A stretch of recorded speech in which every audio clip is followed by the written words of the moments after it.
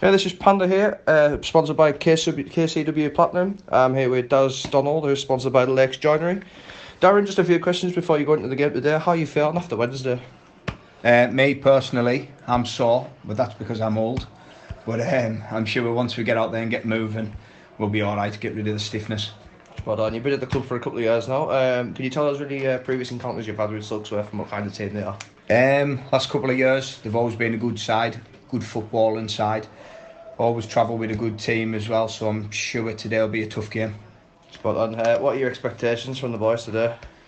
We're going off the last couple of home results that we've had. I think anybody in this league, when they come here, we'll give them a good game. So I'm expecting us to get a result today. Spot on.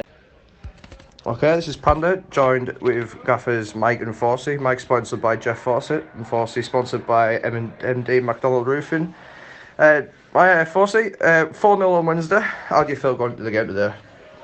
Yeah, lads should be confident. There's no reason why we shouldn't be looking to do the same again today as what we did on Wednesday. Likely to be a tough game, but yeah, should be full of confidence and just go for it again. Spot on. Mike, what are your thoughts going into today personally? Well, we're high on confidence, obviously, with a decent result midweek. There's a few issues going into today. With a couple of changes we've made, but not positionally. The main problem today is the weather. It's blown early again today, so obviously we're going to have to manage that, get it down when and where we can.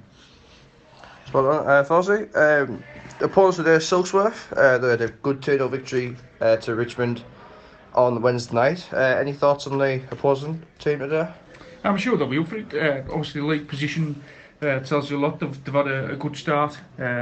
Sort of technically, I suppose, above us in the table, so we should expect a really tough game.